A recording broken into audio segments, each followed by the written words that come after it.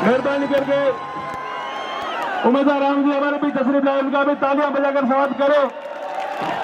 उम्मीदवार राम जी तुम संघर्ष करो।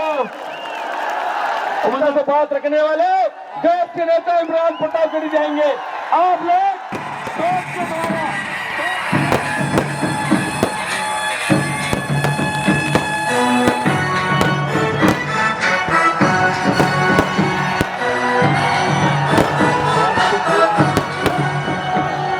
सिरवा के जिंदा दिल नौजवान साथियों, बुजुर्गों, जहां तक मेरी आवाज जा रही है चारों तरफ अवाम ही अवाम है और आपका जो स्वागत करने का तरीका है वो पूरे देश में सबसे अनूठा है। तो इस बात के लिए आपका शुक्रिया अदा करता हूं।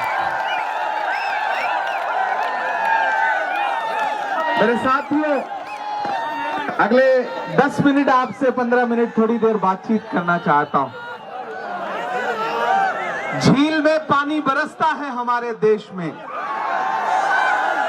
झील में पानी बरसता है हमारे देश में, खेत पानी को तरसता है हमारे देश में। झील में पानी बरसता है हमारे देश में, खेत पानी को तरसता है हमारे देश में, जिंदगी का हाल खस्ता है हमारे देश में, दूध महंगा खून सस्ता है हमारे देश में। सिरवा वालों, आने वाली 26 तारीख को आपको घरों से बाहर निकलना है और बाड़मेर जैसलमेर के भविष्य का फैसला करना है। न सिर्फ बाड़मेर जैसलमेर के भविष्य का फैसला करना है, बल्कि आपको भारत के भविष्य का भी फैसला करना है। एक तरफ वो ताकतें खड़ी हैं जो कह रही हैं कि हमें इतने वोट दे दो, इतने नंबर दे दो, इतनी सीटें दे दो, क्योंकि हमें संविधान बदलना है। ये कौन कह रहा है? भाजपा के नेता अनंत हेगड़े कह रहे हैं, भाजपा के नेता लल्लू सिंह कह रहे हैं, भाजपा के और तमाम नेता ये बात कह रहे हैं कि हमें बहुमत दो, क्योंकि हमें भारत का संविधान बदलना है। वो संविधान जिसमें महात्मा गांधी के सपने शामिल हैं, वो संविधान जिसमें पंडित जवाहरलाल नेहरू की कौमी यकजहती शामिल है, वो संविधान जिसमें मौलाना आजाद के ख्वाबों की ताबीर है, वो संविधान जिसमें बाबा साहब अम्बेडकर के सपने हैं, वो संविधान बदल देना चाहते हैं। फैसला आपको करना है जैसलमेर बाड़मेर वालों, कि आपको नरेंद्र मोदी की सरकार बचानी है या बाबा साहब का संविधान बचाना है। बाबा साहब का संविधान बचाना है। सरकारें तो आती जाती रहेगी, लेकिन डॉक्टर बाबा साहब अम्बेडकर ने जो संविधान लिखा है उस पर अगर आंच आई तो उसके लिए हम सारे लोग अपनी जान भी देने को तैयार हैं। संविधान बचेगा और संविधान तभी बचेगा जब आप संविधान बचाने वाले लोगों के साथ खड़े होइएगा। हम जानते हैं कि आप बहादुर लोग हैं, ये वीरों की धरती है राजस्थान, और ये जो रेगिस्तान है, इस रेगिस्तान में जो लोग रहते हैं इनकी जिंदा दिली तो और कमाल है। मैं उम्मेदाराम जी के साथ, हरीश भाई के साथ, फतेह खान जी के साथ आ रहा था और यह था कि गफूर भाई और शमा बहन ने यहाँ पे एक शानदार प्रोग्राम का आयोजन किया है, जहाँ पे हेमाराम चौधरी जी, हमारे मेघवाल साहब, भाई मन्नू पूनिया, सारे लोग मौजूद होंगे। सेवा वालों, हम अतिशय सोजा में भी हक बात कहेंगे। मैं हजारों किलोमीटर से आपके बीच में आया हूं। देश की सबसे बड़ी पार्लियामेंट में, राज्यसभा में बैठता हूं। मैं 34 साल की उम्र में आपकी दुआओं ने वहां पहुंचाया है। एक तरफ दाहिनी तरफ मौजूदा सांसद खड़ा है, दाहिनी तरफ मौजूदा सांसद खड़ा है और बाईं तरफ 26 तारीख को होने वाला सांसद खड़ा है। और हम दोनों भाई आपसे यही कह रहे हैं कि हम अतिशय सोजा में भी हक बात कहेंगे, कुंदन की तरह दहर में ताबिंदा रहेंगे। तारीख बताती है कि हर दौरे सितम में हम जिंदा थे, हम जिंदा हैं, हम जिंदा रहेंगे। ये जो संविधान को खत्म करने वाले, लोकतंत्र को खत्म करने वाले लोग हैं, ये खुद समाप्त हो जाएंगे। और मैं पिछले 10 दिन से देश के अलग अलग राज्यों में प्रचार में हूं। केरल था, केरल से उत्तराखंड गया, उत्तराखंड से महाराष्ट्र गया, महाराष्ट्र से उत्तर प्रदेश गया, उत्तर प्रदेश से फिर महाराष्ट्र गया। रात अकोला में था, नांदेड़ में था और सुबह यहां आया हूं, सुबह फिर जा रहा हूं बंगाल और बिहार। पूरे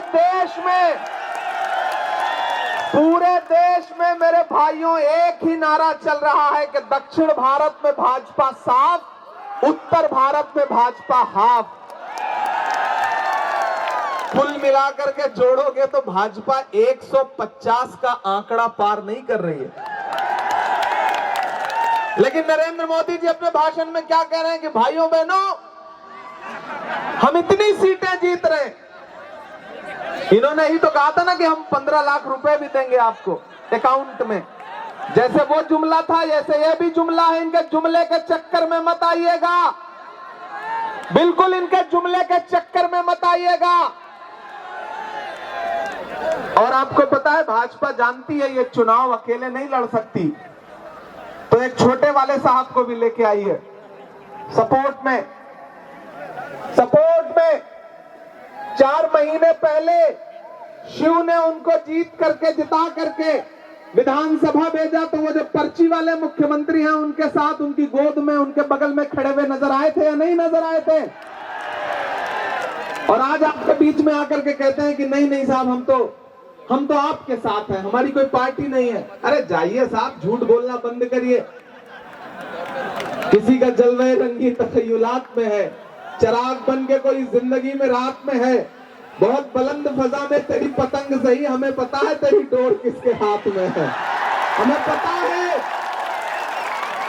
पता है, इसलिए किसी भी धोखे में नहीं आना है। आप थार के लोग हैं, रेगिस्तान के लोग हैं, सीधे साधे लोग हैं, रोटी नमक सब्जी रोटी सालन रोटी खाने वाले लोग हैं। सेब खाने के चक्कर में मत पड़िएगा। और आजकल जो सेब आ रहे हैं ना, वो नकली हैं सब। अडानी के सेब ज्यादा महंगे बिक रहे हैं देश में, याद रखिएगा इस बात को। आपको 26 तारीख को एक बात याद रखना है कि जो 26 अप्रैल है वो लोकतंत्र के लिए होली है, दिवाली है, ईद है। अगली लाइन आ रही है, ताली उस पे बजाना। 26 अप्रैल लोकतंत्र के लिए होली है, दिवाली है, ईद है, क्योंकि बाड़मेर को उम्मेदाराम से उम्मीद है। ये ध्यान रहे, ये चुनाव बहुत महत्वपूर्ण चुनाव है।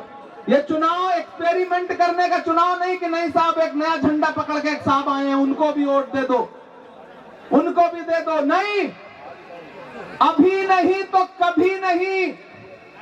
2024 के चुनाव में अगर गलतियां किया तो हो सकता है कि आने वाले दिनों में भारत में चुनाव ना हो, क्योंकि दिल्ली में बैठी हुई सरकार के इरादे अच्छे नहीं है। मैं बैठता हूं पार्लियामेंट में, मैंने करीब से देखा है इस बात को।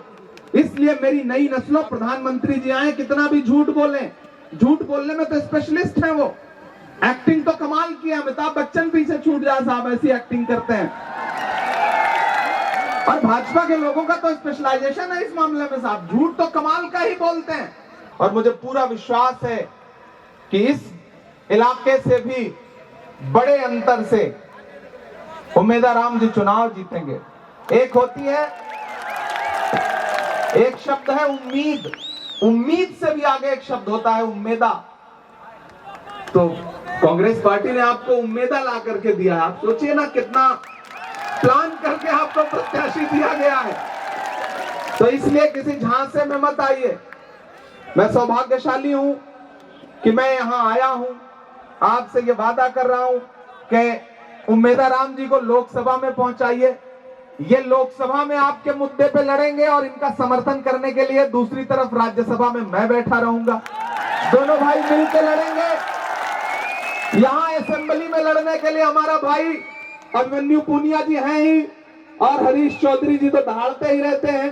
तो यहां जयपुर से लेकर के दिल्ली तक पे बाड़मेर जैसलमेर वालों का कब्जा रहेगा। जिता करके इन्हें भेजिए। ये चुनाव बहुत महत्वपूर्ण चुनाव है।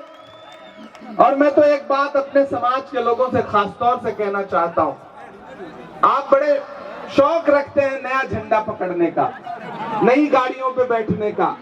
नहीं, किसी गफलत में मत आइए, किसी धोखे में मत आइए। ये जो घूम रहे हैं आपके बीच में आते हैं तो आदाब करते करते ऐसा लगता है कि कमर झुक जाएगी। उनकी सच्चाइयां हमें पता हैं। मैं तो आपसे ये कहने आया हूं कि उम्मेदाराम जी का चेहरा आपके सामने है, हरीश भाई का चेहरा आपके सामने है, लेकिन आपका दिया गया एक एक वोट 26 तारीख को सिर्फ उम्मेदाराम को नहीं मिलेगा, बल्कि मोहब्बत के उस मसीहा को मिलेगा जिसका नाम राहुल गांधी है। जो इंसान आपके लिए 4000 किलोमीटर पैदल चला कन्याकुमारी से कश्मीर तक। मैं उनके साथ चला हूं। मुझसे मीडिया के साथियों ने कहा, इमरान साहब आप राहुल गांधी के साथ चल रहे हैं, आप क्या कहेंगे? तो मैंने कहा कि मैं तो शायर हूं, मैं तो बस एक शेर पढ़ूंगा कि जो हर जालिम से टकराएगी वो आंधी बनाऊंगा। आपकी तालियों का शोर जाए जयपुर से लेकर दिल्ली तक की, जो हर जालिम से टकराएगी वो आंधी बनाऊंगा। आप बड़े जल्दबाजी में रहते हैं, एडवांस में दे देते हैं। यही करके आपने जो है दिमाग खराब कर दिया छोटे छोटे नेताओं के। जो हर जालिम से टकराएगी वो आंधी बनाऊंगा। नए अंग्रेज आए हैं, नया गांधी बनाऊंगा।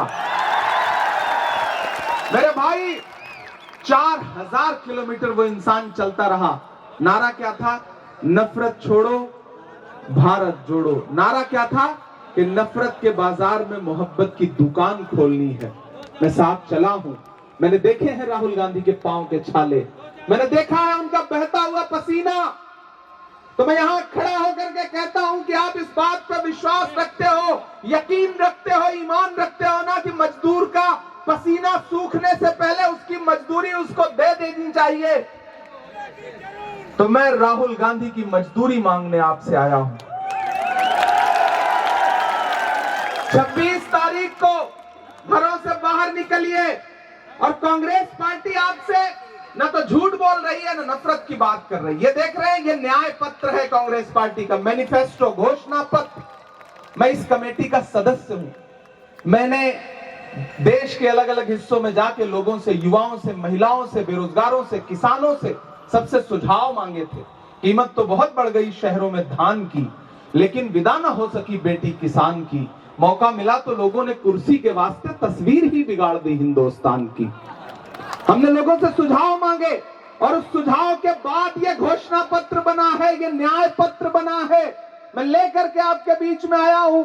इस घोषणा पत्र से परेशान है प्रधानमंत्री जी, क्योंकि यह घोषणा पत्र क्या कह रहा है कि सरकार बनते ही 30 लाख युवाओं को नौकरी दे जाएगी। यह घोषणा पत्र कह रहा है कि हर डिग्रीधारी, डिप्लोमाधारी जो युवा है 25 साल तक के, उनको 1 लाख रुपया बेरोजगारी भत्ता दिया जाएगा। और तो और मेरी आवाज अगर माओ बहनों तक पहुंच रही हो तो कांग्रेस पार्टी कह रही है, घोषणा पत्र कह रहा है कि सरकार बनते ही हर गरीब महिला के अकाउंट में डायरेक्ट 1 लाख रुपए हर साल देगी कांग्रेस पार्टी की सरकार। अग्निवीर योजना खत्म करेंगे, क्योंकि सैनिकों को सैनिक रहने दिया जाए, उन्हें अग्निवीर न बनाया जाए। कांग्रेस पार्टी इस घोषणा पत्र के जरिए आपसे जो वादा कर रही है, हम उसके लिए आपके बीच में आए हैं, ये कहने के लिए कि ये बहुत महत्वपूर्ण इलेक्शन है। आपने 10 साल से जिस सरकार को दिल्ली की गद्दी पे बिठा रखा था, जिनका 2014 का भाषण याद है कि भाइयों बहनों, मुझे देश के खजाने की चाबी सौंप दो, मैं देश नहीं लुटने दूंगा, याद है ना? और उसके बाद फिर क्या हुआ? विजय माल्या से लेकर नीरव मोदी से लेकर के मेहुल चौकसी से लेकर के सब फरार होते रहे और साहब सोते रहे।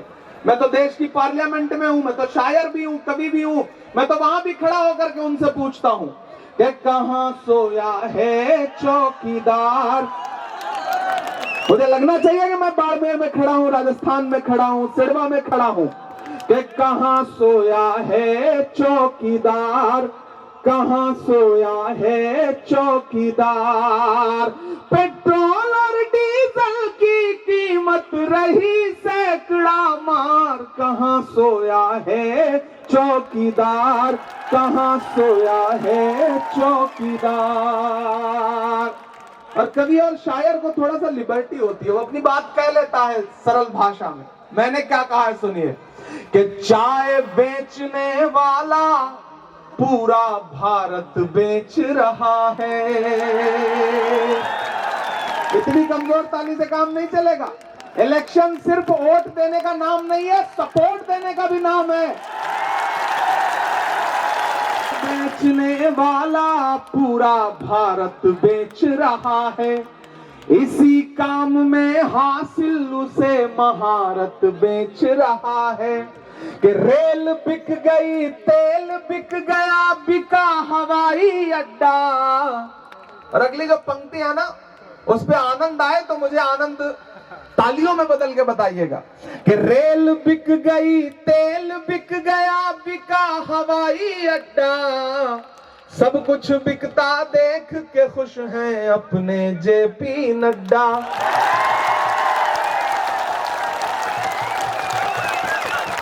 कि जनता महंगाई की मारी करती हाहाकार, कहां सोया है चौकीदार, कहां सोया है चौकीदार।